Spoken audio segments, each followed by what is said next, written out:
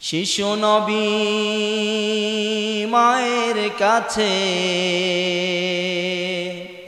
কেঁদে কেঁদে কয়,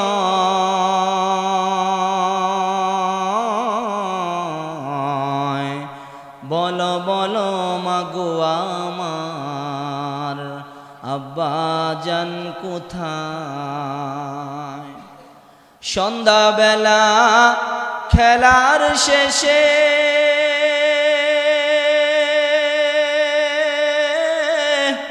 সব ছেলেদের পিতা এসে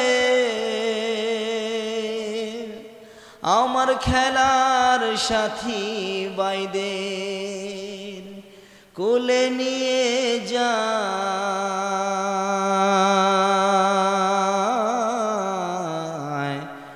বলো বলো মাগো আমার আব্বা জান কোথায়। নবী আলাইহিস সালাতু ওয়াস সালামের কণ্ঠে যখন বাবার কথা হযরত আমিনার সামনে পেশ করে, অবলা নারী হযরত আমিনা আর চোখের পানি রাখতে পারে নাই। এতিম সন্তানকে বুকের মধ্যে জড়ায়া চোখের পানিতে নিজের গাল ভিজায়া নিজের চোখের পানি সন্তানের উপরে গড়ায়া গড়ায়া পড়ে। হযরতে মুহাম্মদুর রাসূলুল্লাহ শিশু নবী মায়ের বুকের মধ্যে মাথা লাগায়া কান্দের, বলে মা আমারে কেন বলো না বাবা কই, কেন আমারে আমার বাবার কাছে নিয়ে যাও না, কেন আমার বাবা এসে আমারে কোলে নেয় না, মাগো কেন আমার বাবা আমারে একটা চুমা দেয় না। ও মা, খেলার মাঠে আমার সাথীদেরকে তাদের বাবারা আয়সা কোলে নেয়, চুমা খায়, তাদেরকে কাঁধে উঠায় লইয়া বাড়িতে যায়, কিন্তু আমি বিকাল ঘড়িয়ে সন্ধ্যা আসে সবাই মাঠ ছেড়ে চলে যায়, আমি দাঁড়ায় থাকি, আমার বাবা আসবে, আমারও কোলে নিবে, আমারও একটু চুমা দেবে, আমারও বুকের সাথে লাগায়া বলবে আমার বাবা। ও মা, আমি তো এখন বড় হয়ে গেছি, আমার 6 বছর বয়স হয়েছে, কিন্তু আমি বাবারে কোনোদিন দেখলাম না, বলো না আমার বাবা কই। হযরতে আমিনা রাদিয়াল্লাহু তাআলা আনহা চোখের পানিতে নিজের বুক ভিজায় কষ্টের কথা প্রকাশ করতে পারে না। মুহাম্মদুর রাসূলুল্লাহ সাল্লাল্লাহু আলাইহি সাল্লামের করুণ আর্তনাদে হযরতে আমিনার বুক ফেটে যায়, কিন্তু মুখ ফুটে বলতে পারে না, সন্তান তুমি এক অভাগা সন্তান, তুমি পৃথিবীতে আসার আগেই তোমার বাবা দুনিয়া থেকে বিদায় হয়ে গেছে। এটা সন্তানকে বলতে পারে না, কারণ এত ছোট্ট সন্তান যে এখন বাবার আদর পাওয়ার জন্য, বাবার একটু স্নেহ, বাবার 2টা হাতের একটু স্পর্শ পাওয়ার জন্য বেকুল হয়ে রয়েছে। যদি এই সময়ে তারে বাবার মৃত্যুর খবরটা শোনায়, ছেলে মানুষ কলিজার মধ্যে আঘাত পাবে, কলিজার মধ্যে কষ্ট পাবে, হতে পারে এই কারণে তার মধ্যে দুশ্চিন্তা চলে আসবে, সে ভয় পাইতে পারে। হযরত আমিনা বলে, বাবা মন খারাপ করো না, তোমার বাবা ইয়াসরিবে ব্যবসার জন্য গেছেন, তোমার বাবা ইয়াসরিব মক্কা থেকে মদিনা, এখন তো মদিনা, মক্কা থেকে মদিনা, আগেরকার যুগের নাম ছিল ইয়াসরিব। যখন নবীজি মদিনায় গেলেন তখন থেকে হয়েছে নবীর শহর মদিনা, তার আগে ছিল ইয়াসরিব। নবীজির আম্মাজান বলেন, তোমার বাবা ব্যবসার জন্য ইয়াসরিবে গেছেন, ঘটনাক্রমে সেখানে তোমার বাবা ইয়াসরিবের কারাগারে বন্দী হয়ে রয়েছেন। কেঁদো না, চোখের পানি আর ফেলো না, আর কষ্ট নিও না, আমি খুব শীঘ্রই রওনা করব তোমার বাবারে তোমারে দেখাইবার জন্য, তোমারে নিয়ে যাব। প্রিয় ভাইয়েরা আমার, হযরতে আমিনা রাদিয়াল্লাহু তাআলা আনহা তো মা তো আর সন্তানের সামনে বাবার মৃত্যুর সংবাদ দিতে পারে না, এই জন্য একটা বুঝ দেয় যে তোমার বাবা ইয়াসরিবের কারাগারে বন্দী আছে, তোমারে আমি খুব শীঘ্রই তোমার বাবার কাছে নিয়ে যাব। হযরতে আমিনা নিজের শ্বশুর নবীজির দাদা আব্দুল মুত্তালিবের কাছে পারমিশন নিলেন যে আমি ইয়াসরিবে যাব, কারণ আমার সন্তান তার বাবার জন্য কান্না করে। আমি আমার সন্তানকে তো আমার স্বামীরে দেখাইতে পারবো না, আমি আমার সন্তানকে তার বাবার সেই মায়াবী চেহারাটা আমি এক নজর দেখাইতে পারবো না। ও শ্বশুর আব্বা জান, আপনি আমারে অনুমতি দেন, আমি আমার এতিম সন্তানটারে লইয়া আমি আমার স্বামীর কবরের পাশে একটু দাঁড়াইতে চাই। আমি আমার স্বামীর কবরের মাটিটা আমার সন্তানের নাকে আমি লাগাইতে চাই, যেন কবরের মাটির গ্রান থেকে সে তার বাবার স্নেহ অনুভব করতে পারে। ওহী নাজিল হওয়ার আগের সময়টা কয় বছর? 40 বছর। 40 বছরে ওনার যেই সংগ্রামী জীবন, ওনার যেই বিপ্লবিক জীবন, যেই সমাজ বিনির্মাণের জীবন, রাষ্ট্র বিনির্মাণের চিন্তা, সমাজে ন্যায় বিচার ও ইনসাফ, সমাজে হক প্রতিষ্ঠার যেই নীরব আন্দোলন উনি 40টা বছর করেছেন, যদি এই আলোচনা ধারাবাহিকভাবে চলতে থাকে এমন কয়েক রবিউল আউয়ালের বছর কাইটা যাবে, আমাদের নবীর জিন্দেগীর আলোচনা শেষ করা যাবে না। সুবহানাল্লাহ। আজকে আমাদের কি অবস্থা, আমরা নবী করিম সাল্লাল্লাহু আলাইহি সাল্লামের জিন্দেগীর একটা আলোচনাও জানি না, একটা ঘটনাও আমার জানা নাই, একটা 2-4 লাইনের একটা গল্প আমরা বলতে পারি না, আমার জানা নাই। এই জন্য ধারাবাহিক সিরাতুন নবীর আলোচনা চলতেছে। তো আলোচনার এ পর্যায়ে নবীজি আছেন হজরতে হালিমাতুস সাদিয়ার গড়ে। বয়স ওনার 3 থেকে 4 বছর। দুধ পান করা ওনার শেষ। এখন উনি হাঁটতে শিখেছেন, একটু একটু দৌড়তে শিখেছেন। ওনার একটি ফ্রেন্ড সার্কেল তৈরি হয়েছে, বাচ্চাদের সাথে ওনার মিশার একটা বয়স হয়েছে 4 বছর অথবা 5 বছর। এমন একটি বয়সে বাচ্চারা খেলাধুলা খুব পছন্দ করে, এটাই স্বাভাবিক। নবীজির মধ্যেও বাচ্চা সুলভ আচরণের কারণে উনিও বাচ্চাদের সাথে খেলার মাঠে যাইতেন, কিন্তু কখনো কখনো উনি খেলাধুলায় অংশগ্রহণ করেছেন খুবই কম। ম্যাক্সিমাম সময় উনি বাচ্চারা খেলতো, উনি দাঁড়ায় দাঁড়ায় দেখতেন, উনি ছিলেন দর্শক। ওনার মধ্যেও কিছু বাচ্চা সুলভ কিছু আচরণ ছিল, যে আচরণগুলো বাচ্চাদের মধ্যে থাকে। যেমন বাচ্চারা যদি একটি মুরগের বাচ্চা পায়, এটারে জাবড়ায় ধরে। একটি ছাগলের বাচ্চা পাইলে সারাদিন এটার পিছনে দৌড়ায়। আমার মোহাম্মদ হাসনাবাদ বাজার স্টেশন রাখছে না, ছাগলের পিছনে দৌড়া, এক ছাগলের পিছনে দৌড়ছে সারা স্টেশন। এই বাচ্চা সুলভ আচরণ। আজ থেকে 1500 বছর আগের ইতিহাস আপনাদের সামনে বলছি। তখনও শিশু মুহাম্মদ সাল্লাল্লাহু আলাইহি সাল্লামের ভিতরে সবে মাত্র শিশুর চারা গজায় উঠেছে।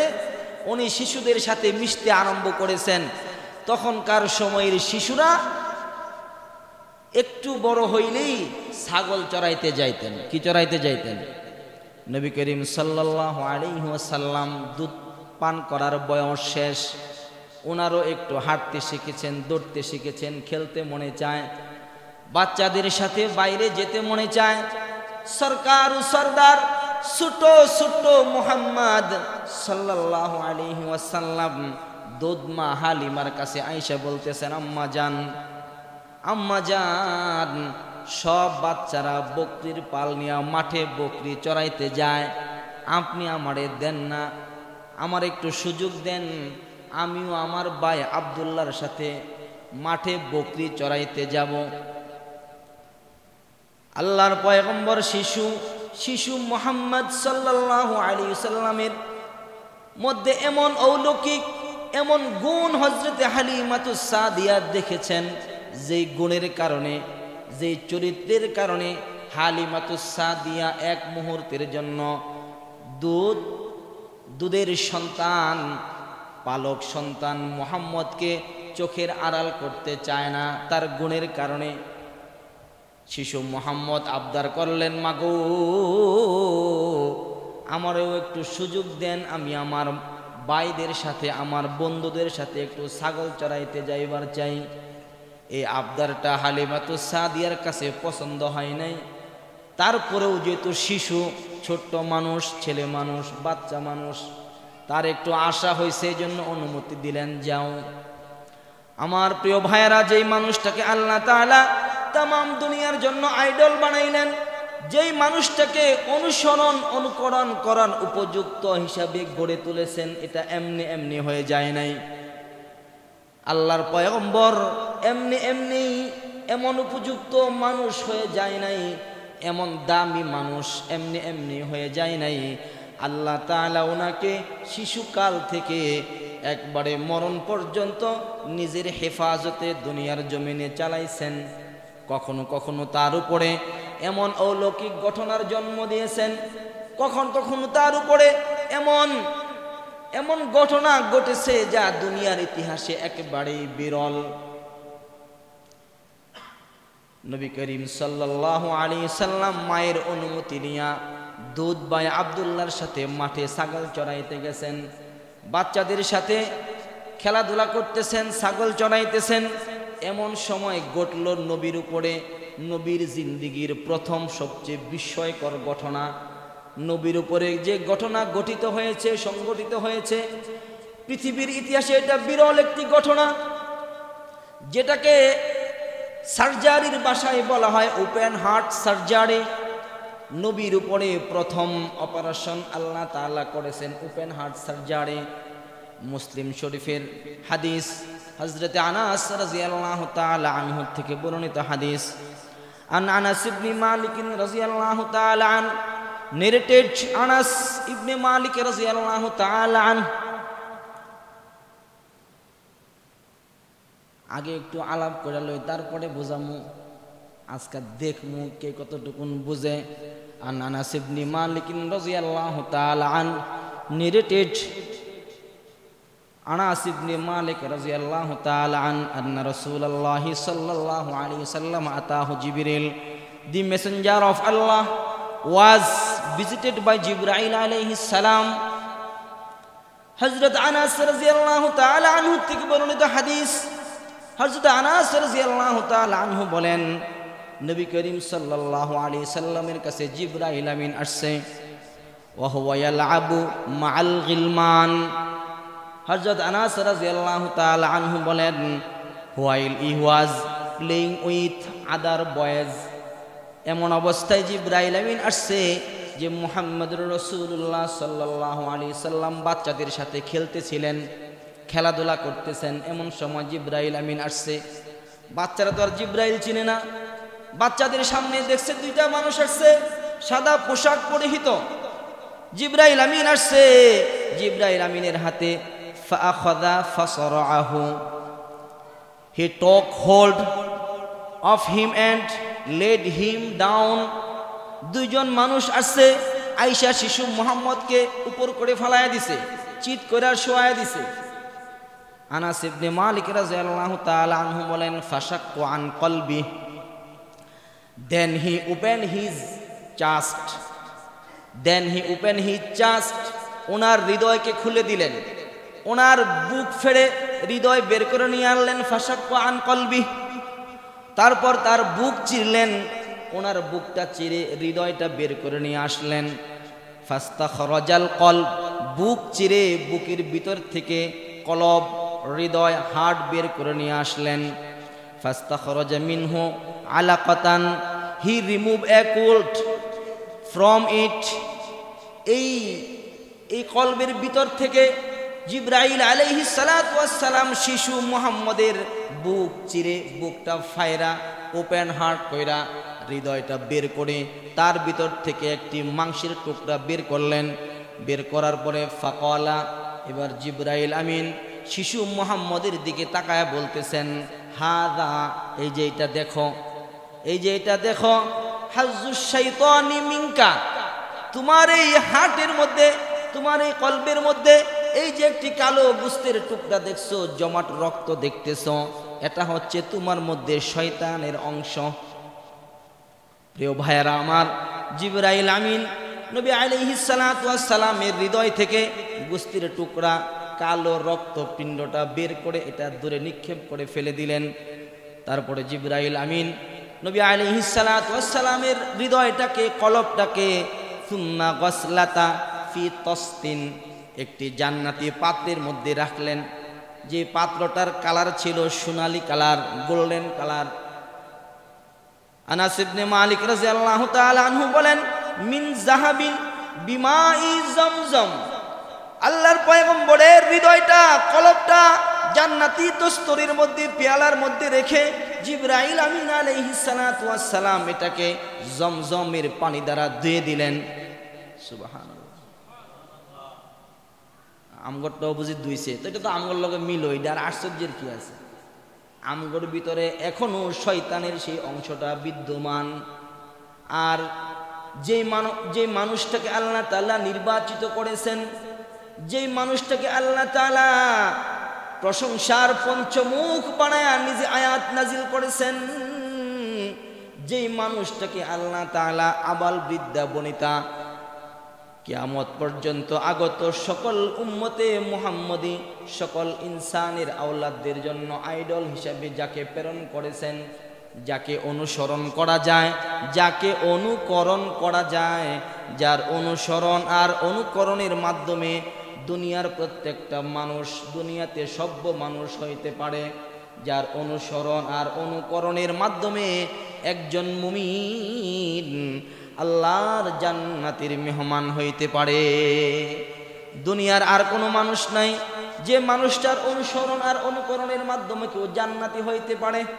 একমাত্র মুহাম্মদুর রাসূলুল্লাহ সাল্লাল্লাহু আলাইহি সাল্লাম এমন মানুষ।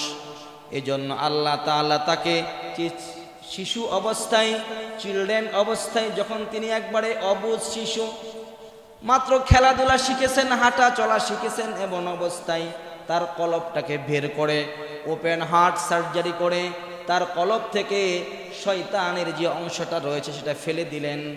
বাকি কলবটাকে জমজমের পানি দিয়ে জান্নাতি পেয়ালার মধ্যে রেখে ভালো করে ধুয়ে জিবরাইল আলাইহিস সালাতু ওয়াস সালাম এবার কি করলেন? সুম্মা লাহমাহু সুম্মা আআদাহু ফি মাকানি, the hand joined it back together and restored of it to his place, জায়গা মতে আবার যেখান থেকে এটাকে বের করে নিয়ে এসেছিলেন আবার ঠিক সেই জায়গার মধ্যে রেখে এটাকে জয়েন করে দিলেন, এই বুকের পাঁজর লাগায়া দিলেন কুদরতিভাবে। এটা সাথে সাথে এটা জোড়া লেগে এটার মধ্যে আর তেমন কোনো ক্ষত দেখা যায় না, কোনো রক্তের দাগ নাই, কোনো তেমন কোনো চিহ্ন নাই। এই চিহ্নের ব্যাপারে হযরত আনাস রাদিয়াল্লাহু তাআলা আনহু বলেন যে আমি নবী করিম সাল্লাল্লাহু আলাইহি সাল্লামকে খালি বদনে জীবনে যে কয়বার দেখছি তার মধ্যে আমি লক্ষ্য করে দেখেছি নবী করিম সাল্লাল্লাহু আলাইহি সাল্লামের বুকের মধ্যে ওই যে ছোট সময়ে ওপেন হার্ট সার্জারি হয়েছিল তার একটি রেখা আমি দেখেছি। ওপেন হার্ট সার্জারি করে শিশু মুহাম্মদের কলবকে পবিত্র করে দিয়েছেন কে? এই আওয়াজ, এই আওয়াজে বুঝি নির্বাচন ভালো হইব? নির্বাচন আইতাছে, আওয়াজ তো গরম হইতে হইব। এই আওয়াজে দানের শীষ ফাঁস করব? কলব পরিষ্কার করে দিয়েছেন কে? আল্লাহ সুবহানাহু ওয়া তাআলা। আপনার আমার নবীকে যখন এই ঘটনা তার উপরে ঘটাইলেন, সাথের বাচ্চারা দেখছে যে মুহাম্মদকে দুইজন ব্যক্তি আইসা শোয়া বুক চিরা দিছে। বাস দেখা তারা এবার দৌড় দিছে, ওয়াজা আল গিলমান, বাচ্চারা এবার দৌড়াইছে। কোন বর্ণনায় আছে হালিমাতুস সাদিয়ার দুধের যে সন্তান ছিল, দুধ ভাই আব্দুল্লাহ, সে সবার আগে দৌড়ায়া বাড়িতে গেছে, গিয়া বলতেছে ইয়াসাউনা ইলা উম্মি, ও মা আপনি ভালো করে শোনেন, আপনি মনোযোগ দেন আমার কথায়। আমার ভাই মুহাম্মদ আমাদের সাথে ছাগল চড়াইতেছিল, খেলাধুলা করতেছিল, এমন সময় দুইজন ব্যক্তি আইসা আমার ভাই মুহাম্মদকে উপর করে ফেলে দিলেন এবং আমি দেখলাম তার বুকটা ছিঁড়ে ফেললেন, তাকে রক্তাক্ত করে ফেললেন। ও মা দৌড়ায় তাড়াতাড়ি চলো। আমি দেখলাম ফাকালু আন্না মুহাম্মাদান কত কুতিল, সে বলতেছে আমি দেখলাম আমার ভাইকে মেরে ফেলছে। হালিমাতুস সাদিয়া নিজের স্বামী আনাস ইবনে হারিস ইবনে স্বামীকে লইয়া, হারিসকে লইয়া দৌড়ায় গেলেন, গিয়া দেখলেন যে নবী করিম সাল্লাল্লাহু আলাইহি সাল্লাম শিশু মুহাম্মদের গাছের নিচে বিষণ্ণ চেহারায় বসে আছে। গিয়া তারা তেমন কোনো লক্ষণ আর দেখলেন না, খালি এতটুকুন দেখলেন যে নবী মনে হয় ভয় পেয়েছে, তার চেহারার মধ্যে ভয়ের ছাপ। নবী করিম সাল্লাল্লাহু আলাইহি ওয়াসাল্লাম বিষণ্ণ চেহারায় মাথা নিচু করে বসে আছে। হালিমাতুস সাদিয়া দৌড়ায় গিয়া তার আঞ্জামাটা ধরছে, ডাক দিয়া বলে, বাবা কি হয়েছে তোমার? নবীজি বলেন, মাগো আমি খেলাধুলা করতেছিলাম, এমন সময় দুইজন ব্যক্তি আসছে, আয়েশা আমারে উপর করে শোয়া আমার বুকটা চিরলো, আমার বুকের ভিতর থেকে কি যেন বের করে আনলো এবং এটাকে পানি দিয়া ধৌত করে আবার বুকের ভিতরে দিয়া আমার বুকটারে জোড়া লাগায় দিল। হালিমাতুস সাদিয়া মহিলা মানুষ, বলে কি বলে এসব আশ্চর্য কথা। হালিমাতুস সাদিয়া স্বামীরে বলতেছে, স্বামী এই সন্তানকে আর আমাদের কাছে রাখা যাবে না, আমার মনে হচ্ছে এই সন্তানের উপরে জিন পরীর আসর হয়েছে। হালিমাতুস সাদিয়ার স্বামী হারিস বলে, আমারও মনে হয় অপরের সন্তান আর আমাদের কাছে রাখা ঠিক হবে না, চলো আমরা তারে তার মায়ের কাছে নিয়ে যাই। যেই কথা সেই কাজ। হালিমাতুস সাদিয়া নিজের স্বামীরে লইয়া মুহাম্মদুর রাসূলুল্লাহ সাল্লাল্লাহু আলাইহি সাল্লাম শিশু মুহাম্মদকে লইয়া মায়ের কাছে ফিরে আসলেন। আয়েশা হালিমাতুস সাদিয়া নবীর মায়ের কাছে আয়েশা বলতেছেন, বোন আমেনা শোনো, তোমার সন্তানকে আমি যে কয় বছর লালন পালন করেছি, তোমার সন্তান খুবই ভালো, খুব ভদ্র, খুব ইনসাফওয়ালা, খুব ন্যায় বিচারওয়ালা, তার আখলাক ভালো। আমি মনে করি ভবিষ্যতে সে অনেক বড় কিছু হবে। কিন্তু একটি দুঃখের সংবাদ হইল, তোমার সন্তান যে কথা বলতেছে তাতে আমি মনে করি তোমার সন্তানের উপরে জিন পরীর আসর হয়েছে। কিন্তু জন্মদাত্রী মা হযরতে আমেনা রাদিয়াল্লাহু তাআলা আনহা মুস্কি মুস্কি হেসে বলে, বোন ভালো করে শোনো, আমি এমন এক সন্তান জন্ম দিয়েছি যে সন্তান দুনিয়ার জমিনে ভূমিষ্ঠ হওয়ার পরে আমি বুঝে গিয়েছিলাম যে আমার এই সন্তান যেন তেন সন্তান নয়, আমার এই সন্তান ছোটখাটো কোনো মানুষ নয়, আমার এই সন্তানের ভবিষ্যৎ বড় উজ্জ্বল। চিল্লায় বলেন না সুবহানাল্লাহ। হালিমাতুস সাদিয়া বলে, বোন আমার, আমিও অনুভব করি তোমার এই সন্তান ভবিষ্যতে বড় কিছু হবে, কিন্তু আজকের এই ঘটনা আমি ভয় পেয়ে গেছি, তার উপরে আমি এই আশঙ্কা করতেছি, এই জন্য আমি তোমার সন্তানকে নিয়ে আসলাম, তুমি তোমার সন্তানকে রেখে দাও। এখানে দুইজন, একজন জন্ম দিয়েছেন হযরতে আমেনা, আরেকজন দুধ পান করিয়েছেন হালিমাতুস সাদিয়া। দুইজন বৈশা বৈশা, একজন হালিমাতুস সাদিয়া গ্রামের মেয়ে মানুষ, মহিলা মানুষ, নবীর প্রশংসা করতেছে, যতটুকুন জানে ততটুকুন প্রশংসা করছে। জন্ম দিয়েছেন আমেনা, যতটুকুন দেখেছেন ততটুকুন প্রশংসা করেছেন। দুইজনের প্রশংসার কথার আওয়াজ আরশে আজিমে পৌঁছে গেছে। আল্লাহ তাআলা জিবরাইলকে ডেকে বলে, জিবরাইল যাও না, একটু তাড়াতাড়ি আমেনার ঘরে যাও, তারা দুইজন মহিলা দেখো না আমার বন্ধুর প্রশংসা করতেছে। সুবহানাল্লাহ। আর একজন হইল গ্রামের মেয়ে, গ্রামের মহিলা, গ্রামের মহিলার আকল ওই কতটুকুন, আমার বন্ধুর প্রশংসা করতেছে। আরেকজন শহরের নারী, যে নারী সন্তান জন্ম দেওয়ার সময় যার স্বামী নাই, যার স্বামী নাই সে তো শহরে ঘোরার সুযোগও পায় নাই, স্বামী নাই, গড়ে বন্দি থাইকা আমার বন্ধুর প্রশংসা সে কি করবে? জিবরাইল তুমি একটু যাও, আমার বন্ধুর প্রশংসা করে আসো। হযরত জিবরাইল আলাইহিস সালাতু ওয়াস সালাম হযরত আমেনার ঘরে তাশরীফ আইনা বলে, এই সাদিয়া, তুমি একটা গ্রামের মহিলা, তুমি শিশু মুহাম্মদের প্রশংসা করতেছ। এ আমেনা, তুমি মক্কা নগরীর একজন বিধবা নারী, তুমি তোমার সন্তানের প্রশংসায় পঞ্চমুখ। কিন্তু তোমরা কি জানো এই শিশুর মতো শিশু দুনিয়ার জমিনে আর দ্বিতীয়টা নাই? প্রশংসা কি করবা, তুলনা কার সাথে করবা, কার সাথে তাকে তুলনা করবা, কার সাথে তাকে একটু ম্যাচিং করার চেষ্টা করো, দুনিয়াতে তার মতো কেউ নাই।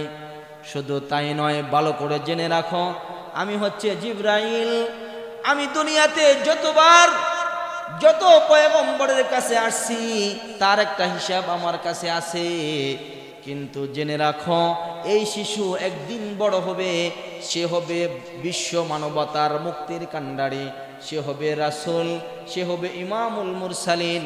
ভালো করে ইয়াদ রাখো, জেনে রাখো, তোমরা যে প্রশংসা করতেছো, তোমাদের এই প্রশংসা আমি জিবরাইলের কাছে কিছুই না। জিবরাইলের কাছে নবীজির প্রশংসা শুনলেন। আল্লাহ তাআলা জিবরাইল আমিনকে ডেকে বলে, ও জিবরাইল, তোমারে পাঠাইলাম দুইজন মহিলারে একটু বুঝাইবার জন্য, এখন তুমি দেখি আমার দোস্তের প্রশংসা করতেছ। ও জিবরাইল, তোমারে কে বানাইছে? জিবরাইল বলেন, আল্লাহ আপনি আমারে বানাইছেন। জিবরাইল, তোমারে আমি বানাইলাম, তুমি কেমনে আমার বন্ধুর প্রশংসা করবা? তুমি জানোই কতটুকুন তোমার তো আমি বানাইছি, তুমি কতটুকুন জানো, তুমি আর কতটুকুন দেখেছো? তুমি তো আমার একজন ফেরেশতা মাত্র, তুমি আমার সৃষ্টি, তুমি আমার মাখলুক, আমার মাখলুক হইয়া আমার বন্ধুর প্রশংসা তুমি কি করবা? জিবরাইল, যায় না রাখো, শোনা রাখো, ইয়াদ রাখো, তামাম দুনিয়ার মানুষকে এটা জানায় দাও, আমি আল্লাহ তাআলা আমার সৃষ্টি যত জগৎ আছে, নবুমণ্ডল, ভূমণ্ডল, জমিনের নিচে, জমিনের উপরে, আসমানের নিচে, আসমানের উপরে যত গ্রহ বিজ্ঞান আজও আবিষ্কার করতে পারে নাই, যত গ্রহ, নক্ষত্র, তারকা, চন্দ্র, সূর্য আমি সৃষ্টি করেছি। জেনে রাখো, এই সব কিছু আমি সৃষ্টি করেছি আমার এই বন্ধু মুহাম্মদের উসিলা। তুমি আর প্রশংসা কি করবা? নবী আলাইহিস সালাতু ওয়াস সালামকে বাড়িতে রাইখা দুধ মা হালিমাতুস সাদিয়া চলে গেলেন। দেখতে দেখতে বছর কেটে গেল 5টা, দেখতে দেখতে বছর কেটে গেল 6টা। নবী আলাইহিস সালাতু ওয়াস সালাম 6 বছরে মোটামুটি একটু বুঝমান হয়েছেন। এখন এমন একটা বয়সে উপনীত হয়েছেন যে এখন বল শট দিলে একটু আওয়াজ হয়। একটা বয়স আছে না, যে বল মারা শিখছে, এমন একটা বয়স হয়েছে, এখন দৌড় দিলে 2-4টা ছেলের আগে যাইতে পারে। এখন তার কথা বলার ভাষা স্পষ্ট হয়েছে, এখন সে বুঝে, চিনে। এমন তো অবস্থায় নবী করিম সাল্লাল্লাহু আলাইহি ওয়াসাল্লাম একদিন খেলার মাঠ থেকে বাড়িতে আসলেন, কাঁদতে কাঁদতে আসলেন।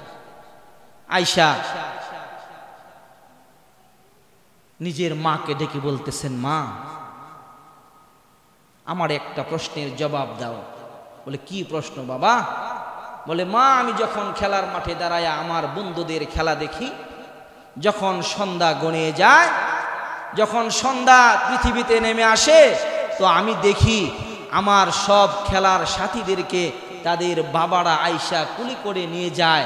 মা, আমি তো আজও পর্যন্ত আমার বাবার চেহারা দেখলাম না। মা, আমারে বলো আমার বাবা কোথায়? কবির ভাষায় কবি বলেন, শিশু নবী মায়ের কাছে কেঁদে কেঁদে কয়, ভলো বলো মাগো আমার আব্বা জান কোথায়? শিশু নবী মায়ের কাছে কেঁদে কেঁদে কয়,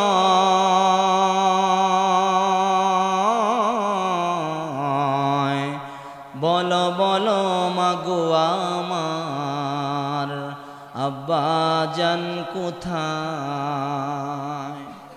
সন্ধ্যাবেলা খেলার শেষে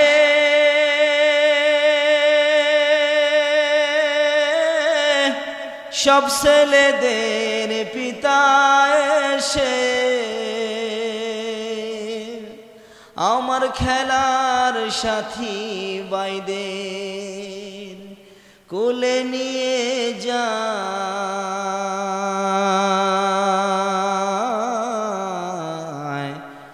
ভলো বলো মাগো আমার আব্বা জান কোথায়? নবী আলাইহিস সালাতু ওয়াস সালামের কণ্ঠে যখন বাবার কথা হযরত আমিনার সামনে পেশ করে, অবলা নারী হযরত আমিনা আর চোখের পানি রাখতে পারে নাই। এতিম সন্তানকে বুকের মধ্যে জড়ায়া চোখের পানিতে নিজের গাল ভিজায়া নিজের চোখের পানি সন্তানের উপরে গড়ায়া গড়ায়া পড়ে। হযরতে মুহাম্মদুর রাসূলুল্লাহ শিশু নবী মায়ের বুকের মধ্যে মাথা লাগায়া কান্দের, বলে মা আমারে কেন বলো না বাবা কই, কেন আমারে আমার বাবার কাছে নিয়ে যাও না, কেন আমার বাবা এসে আমারে কোলে নেয় না, মাগো কেন আমার বাবা আমারে একটা চুমা দেয় না।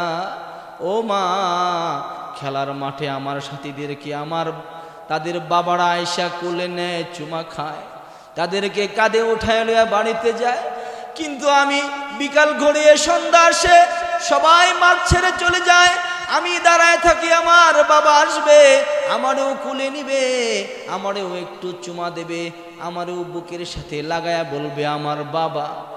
ও মা, আমি তো এখন বড় হয়ে গেছি, আমার 6 বছর বয়স হয়েছে, কিন্তু আমি বাবারে কোনোদিন দেখলাম না, বলো না আমার বাবা কই। হযরতে আমেনা রাদিয়াল্লাহু তাআলা আনহা চোখের পানিতে নিজের বুক ভিজায় কষ্টের কথা প্রকাশ করতে পারে না। মুহাম্মদুর রাসূলুল্লাহ সাল্লাল্লাহু আলাইহি সাল্লামের করুণ আর্তনাদে হযরতে আমেনার বুক ফেটে যায়, কিন্তু মুখ ফুটে বলতে পারে না, সন্তান তুমি এক অভাগা সন্তান, তুমি পৃথিবীতে আসার আগেই তোমার বাবা দুনিয়া থেকে বিদায় হয়ে গেছে। এটা সন্তানকে বলতে পারে না, কারণ এত ছোট্ট সন্তান যে এখন বাবার আদর পাওয়ার জন্য, বাবার একটু স্নেহ, বাবার 2টা হাতের একটু স্পর্শ পাওয়ার জন্য বেকুল হয়ে রয়েছে। যদি এই সময়ে তারে বাবার মৃত্যুর খবরটা শোনায়, ছেলে মানুষ কলিজার মধ্যে আঘাত পাবে, কলিজার মধ্যে কষ্ট পাবে, হতে পারে এই কারণে তার মধ্যে দুশ্চিন্তা চলে আসবে, সে ভয় পাইতে পারে। হযরতে আমেনা বলে, বাবা মন খারাপ করো না, তোমার বাবা ইয়াসরিবে ব্যবসার জন্য গেছেন, তোমার বাবা ইয়াসরিব মক্কা থেকে মদিনা, এখন তো মদিনা, মক্কা থেকে মদিনা, আগেরকার যুগের নাম ছিল ইয়াসরিব। যখন নবীজি মদিনায় গেলেন তখন থেকে হয়েছে নবীর শহর মদিনা, তার আগে ছিল ইয়াসরিব। নবীজির আম্মাজান বলেন, তোমার বাবা ব্যবসার জন্য ইয়াসরিবে গেছেন, ঘটনাক্রমে সেখানে তোমার বাবা ইয়াসরিবের কারাগারে বন্দী হয়ে রয়েছেন। কেঁদো না, চোখের পানি আর ফেলো না, আর কষ্ট নিও না, আমি খুব শীঘ্রই রওনা করব তোমার বাবারে তোমারে দেখাইবার জন্য, তোমারে নিয়ে যাব। প্রিয় ভাইয়ারা আমার, হযরতে আমেনা রাদিয়াল্লাহু তাআলা আনহা তো মা তো আর সন্তানের সামনে বাবার মৃত্যুর সংবাদ দিতে পারে না, এজন্য একটা বুঝ দেয় যে তোমার বাবা ইয়াসরিবের কারাগারে বন্দী আছে, তোমারে আমি খুব শীঘ্রই তোমার বাবার কাছে নিয়ে যাব। হযরতে আমেনা নিজের শ্বশুর নবীজির দাদা আব্দুল মুত্তালিবের কাছে পারমিশন নিলেন যে আমি ইয়াসরিবে যাব, কারণ আমার সন্তান তার বাবার জন্য কান্না করে। আমি আমার সন্তানকে তো আমার স্বামীরে দেখাইতে পারবো না, আমি আমার সন্তানকে তার বাবার সেই মায়াবী চেহারাটা আমি এক নজর দেখাইতে পারবো না। ও শ্বশুর আব্বা জান, আপনি আমারে অনুমতি দেন, আমি আমার এতিম সন্তানটারে লইয়া আমি আমার স্বামীর কবরের পাশে একটু দাঁড়াইতে চাই, আমি আমার স্বামীর কবরের মাটিটা আমার সন্তানের নাকে আমি লাগাইতে চাই, যেন কবরের মাটির গ্রান থেকে সে তার বাবার স্নেহ অনুভব করতে পারে। প্রিয় হাজিরিন, সেই সফরে নবী করিম সাল্লাল্লাহু আলাইহি সাল্লামের মাও দুনিয়া থেকে ইন্তেকাল হয়ে গেলেন। তখন নবীজির বয়স 6.5 থেকে 7 বছর।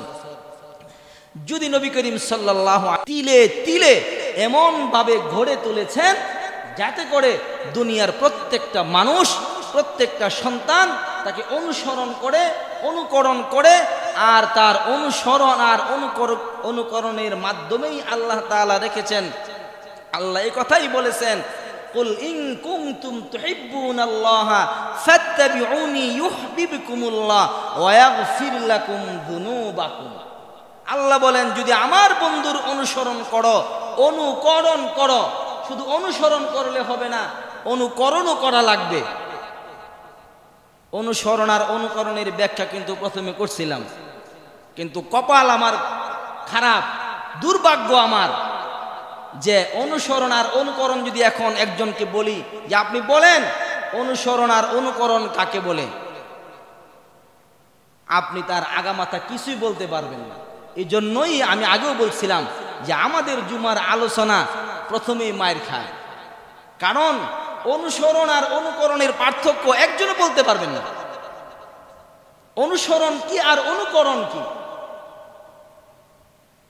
এই জন্য আমি চিল্লায় গেলাম আর কি, আপনাদের খাই তো এই জন্য চিল্লাইলাম, বুঝলে বুঝেন না বুঝলে নাই, কি আর করা।